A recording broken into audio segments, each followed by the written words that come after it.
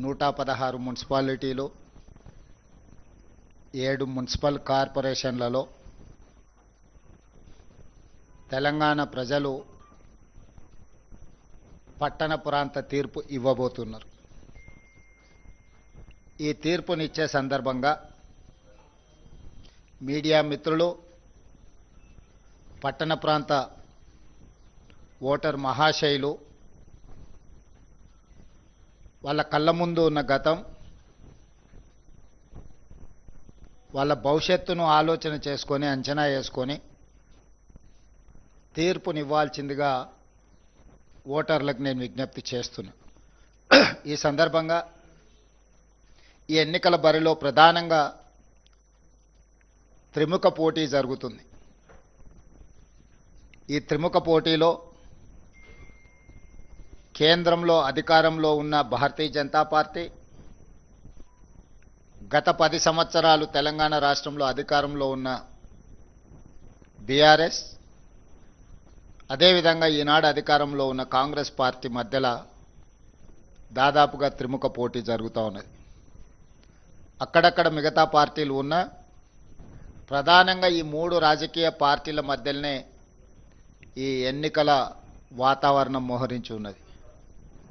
ఈ సందర్భంగా 3 సార్లు నరేంద్ర మోడీ గారు ప్రధానమంత్రిగా, 12 సంవత్సరాల నుంచి కేంద్ర ప్రభుత్వం చేసిన అభివృద్ధి కానీ, తెలంగాణ రాష్ట్రానికి సంక్షేమమైన అదనపు ప్రాజెక్టులు ఏమైనా మంజూరు చేసినరా ఈరోజు మనం మొట్టమొదట చర్చించుకుందాం. 2014 పార్లమెంట్ ఎన్నికల సందర్భంగా ఆనాటి గుజరాత్ ముఖ్యమంత్రి నరేంద్ర మోడీ గారు మహబూబ్నగర్ జిల్లా ఎన్నికల ప్రచారంలో పాలమూరు రంగారెడ్డి ఎత్తిపోతల ప్రాజెక్టును జాతీయ ప్రాజెక్టుగా చేసి అత్యంత వెనుకబడిన ప్రాంతం వలసల జిల్లా మహబూబ్నగర్ జిల్లాకు ప్రతి ఎకరాకు నీళ్ళు ఇస్తామని చెప్పి నరేంద్ర మోడీ గారు స్పష్టంగా వారే స్వయంగా హామీ ఇవ్వడం జరిగింది. 12 సంవత్సరాలు 3 సార్లు మోడీ గారు ప్రధానమంత్రి అయినా మొన్న పార్టీ జాతీయ అధ్యక్షుడు మహబూబ్నగర్ జిల్లాకు వచ్చినప్పుడు మా నాయకుడు ప్రధానమంత్రి నరేంద్ర మోడీ గారు మీకు ఇచ్చిన హామీ ప్రకారము పాలమూరు రంగారెడ్డి ఎత్తిపోతల పథకాన్ని జాతీయ ప్రాజెక్టుగా చేస్తాము, కాబట్టి ఎన్నికల్లో మమ్మల్ని గెలిపించమని అడుగుతాడేమో అని నేను ఆశించిన. ఇచ్చిన హామీల గురించి ప్రస్తావించలేదు, కానీ మోడీ గారిని చూసి మాకు ఓటు వేయండి అని బీజేపీ జాతీయ అధ్యక్షుడు అడగడం జరిగింది. అదేవిధంగా మహారాష్ట్ర ముఖ్యమంత్రి ఫడ్నవీస్ గారు ఆదిలాబాద్ ప్రాంతంలో ప్రచారానికి వచ్చారు. ఎప్పటి నుండో కొన్ని దశాబ్దాలుగా ప్రాణహిత చేవెళ్ల ప్రాజెక్టుకు సంబంధించి తుమ్మిడిహెట్టి దగ్గర 152 మీటర్ల ఎత్తున ప్రాజెక్టు నిర్మించడం ద్వారా ఉమ్మడి ఆదిలాబాదు జిల్లాతో పాటు ఉమ్మడి రంగారెడ్డి జిల్లా వరకు గోదావరి నదీ జలాలను తరలించడానికి అవకాశం ఉంది. మహారాష్ట్రకు సంబంధించిన కొంత భూమి ముంపుకు గురవుతున్నది, కాబట్టి మేం పెద్ద మనసు చేసుకొని తెలంగాణ రాష్ట్రానికి సహకరిస్తాము. చాలా కాలంగా వాయిదా పడుతున్న ప్రాణహిత చేవెళ్ల ప్రాజెక్టును మీరు నిర్మించుకోండి, 152 మీటర్ల ఎత్తుతో మీరు నిర్మించుకుంటే మీ తెలంగాణ రాష్ట్రానికి ప్రయోజనం ఉంటుంది. మరీ ముఖ్యంగా ఆయన ప్రచారానికి వచ్చిన ఆదిలాబాదు జిల్లాకు 2,60,000 ఎకరాల సాగునీరు, తాగునీరు అందించడానికి ఉపయోగపడుతుంది. కాబట్టి మహారాష్ట్ర ప్రభుత్వం మీకు సంపూర్ణంగా సహకరించి ప్రాణహిత చేవెళ్ల ప్రాజెక్టును పూర్తి చేయడానికి మేము ముందుంటాము. కాబట్టి మా మోడీ గారిని, మా బీజేపీని చూసి ఓటు వేయండి అని ఫడ్నవీస్ గారు ఏమైనా మాట ఇస్తారేమో అని చూసిన. ఆయన ఇవ్వకపోను. గతంలో కొన్ని ప్రాజెక్టుల విషయంలో మహారాష్ట్ర భూమి ఇస్తే ఆ భూమికి నష్టపరిహారం కూడా ఇవ్వలేదు తెలంగాణ ప్రభుత్వం. తెలంగాణ ప్రజలు మమ్మల్ని మోసం చేసిండ్రు అని చెప్పి ఫడ్నవీస్ గారు మనల్ని అవమానించే విధంగా మాట్లాడి మనల్ని అవమానించి ఆ తర్వాత మాకు ఓటు వేయండి అని ఫడ్నవీస్ గారు అడగడం జరిగింది.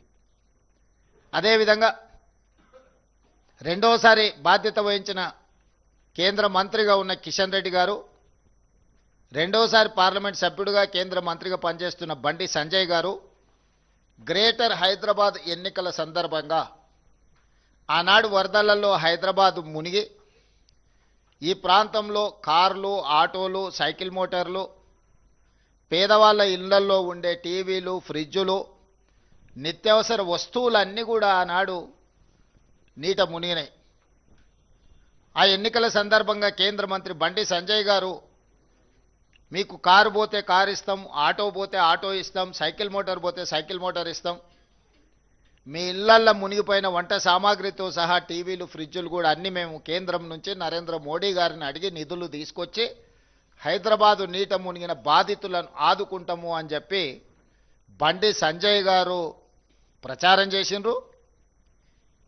ఈ ప్రాంత పార్లమెంట్ సభ్యుడు కేంద్ర మంత్రి కిషన్ రెడ్డి గారు వాటిని ఆమోదించారు. ఈనాటి వరకు వీటి ఊసే ఎత్తలేదు. ఆనాడు ముంపుకు కారణమైన మూసీ ప్రక్షాళన కోసం వాళ్ళ ఎన్నికల మేనిఫెస్టోలో 10,000 కోట్ల రూపాయలు కేంద్ర ప్రభుత్వం నుంచి తెచ్చి మూసీని పునరుద్ధరిస్తాం, మూసీని ప్రక్షాళన చేస్తామనే హామీ కూడా గ్రేటర్ హైదరాబాద్ మున్సిపల్ ఎన్నికల సందర్భంగా భారతీయ జనతా పార్టీ ఇక్కడి ఓటర్లకు మాట ఇవ్వడం జరిగింది. ఆ మాట నమ్మి దాదాపుగా 150 కార్పొరేటర్లు హైదరాబాద్లో ఉంటే భారతీయ జనతా పార్టీకి దాదాపుగా 50 మంది కార్పొరేటర్లను 1/3 ఓటర్లు భారతీయ జనతా పార్టీకి ఓటేయడం జరిగింది. ఆనాటి నుంచి ఈనాటి వరకు బండి సంజయ్ గారు ఇచ్చిన బండి పోతే బండి, ఆటో పోతే ఆటో, లేకపోతే సైకిల్ మోటార్ పోతే సైకిల్ మోటారు ఇస్తా అని చెప్పి ఎన్నికల తర్వాత అడిగితే మీకు అందరికీ ఇన్సూరెన్స్ ఉంది కదా, ఇన్సూరెన్స్ ద్వారా మీకు ఇవన్నీ వస్తాయని ఆయన ఉచిత సలహా ఇచ్చిండ్రు. ఒక సామెత ఉన్నది, సత్రం భోజనానికి నెల్లూరి పెద్దారెడ్డి గారు రికమెండేషన్ లెటర్ ఇచ్చిండంట. సత్రంలో పెట్టేదే ఉచిత భోజనం. వాళ్ళు భోజనం పెట్టే సమయంలో ఎవరు వచ్చినా కూడా వాళ్ళకు ఉచితంగా పెడతారు. దానికి నెల్లూరు పెద్దారెడ్డి పెద్ద ఎత్తున రికమెండేషన్ లెటర్ రాసి దాన్ని మొత్తం ఫ్రేమ్ కట్టించి పంపించాల్సిన అవసరం లేదు. ఇన్సూరెన్స్ ద్వారా ఇన్సూరెన్స్ ఉంటే ఆ ఇన్సూరెన్స్ పొందడం ఎలా, ఇన్సూరెన్స్ చేసుకున్న వాళ్ళకి తెలియదా? దానికి బండి సంజయ్ గారి రికమెండేషన్ ఎందుకు? ఈనాడు కూడా కిషన్ రెడ్డి గారు, బండి సంజయ్ గారు, భారతీయ జనతా పార్టీ జాతీయ అధ్యక్షుడు, పక్క రాష్ట్ర ముఖ్యమంత్రి ఫడ్నవీస్ గారు, బీజేపీ అధ్యక్షుడు రామచంద్రరావు గారు 3 సార్లు ప్రధానమంత్రిగా 12 సంవత్సరాల నుంచి కేంద్రంలో అధికారంలో ఉన్న బీజేపీ ఈరోజు మున్సిపల్లో ఓటు వేస్తే కేంద్రం నుంచి నిధులు తెచ్చి మేము అభివృద్ధి చేస్తామని మాట ఇస్తున్నారు. ఇది నమ్మశక్యమైన మాటనేనా? మిమ్మల్ని నమ్మొచ్చా? 12 సంవత్సరాల మీ గత చరిత్రను చూసిన తర్వాత తెలంగాణ సమాజం ఇంకా మిమ్మల్ని నమ్మి మోసపోవాలని, నమ్మించి మోసం చేయాలని ఈరోజు మీరు ఓటర్లను ఓట్లు అడుగుతున్నారు అని అంటే ఇది తెలంగాణ ఓటర్లను, తెలంగాణ ప్రజలను అవమానించినట్టు కాదా? అదేవిధంగా పదే పదే సందర్భం వచ్చినప్పుడు మేము ఇన్ని లక్షల కోట్లు, అన్ని లక్షల కోట్లు తెలంగాణ రాష్ట్రానికి ఇచ్చినాము, ఇవన్నీ నిధులు తెచ్చినామని చెప్పి కేంద్రం నుంచి మంత్రులు ప్రహ్లాద్ జోషి గారు వచ్చి మన 20 లక్షల కోట్లు మీకు ఇచ్చినామనేదో ప్రకటన చేసి, ఇంకొక మంత్రి వచ్చి 6-7 లక్షలు అన్నారు. ఏ మంత్రి వచ్చినా లక్షల కోట్ల రూపాయల ముచ్చటనే చెప్తున్నారు.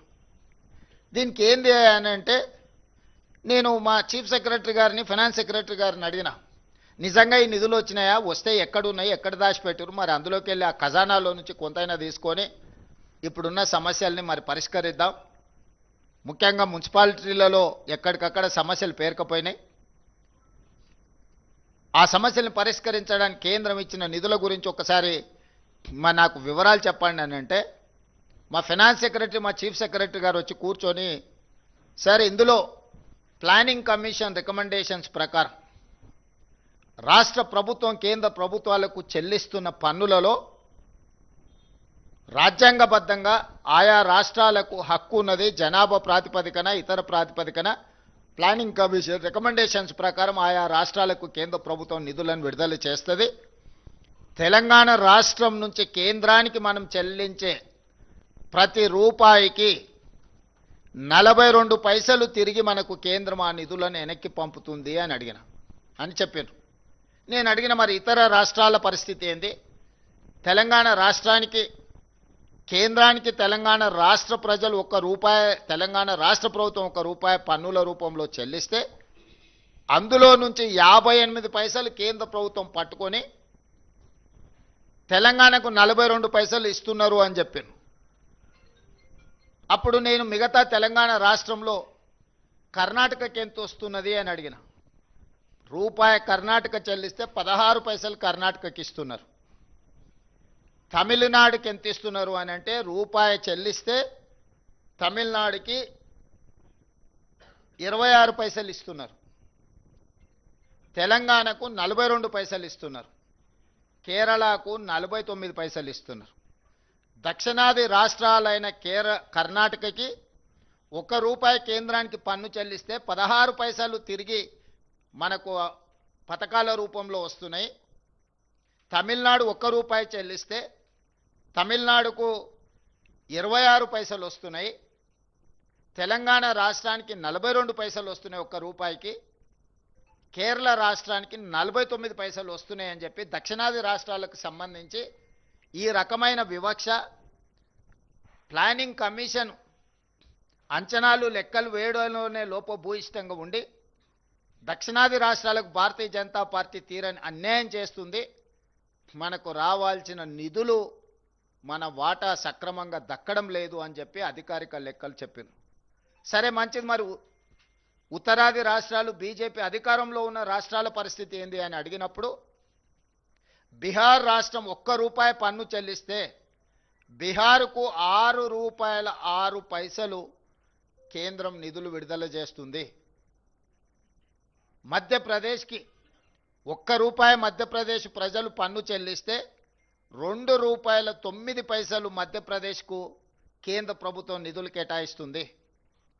అదే పెద్ద రాష్ట్రమైన ఉత్తరప్రదేశ్ పరిస్థితి ఏంది అని అంటే ₹1 ఉత్తరప్రదేశ్ కేంద్రానికి చెల్లిస్తే ₹2.03 ఈరోజు ఉత్తరప్రదేశ్కి కేంద్రం నిధులు విడుదల చేస్తుంది.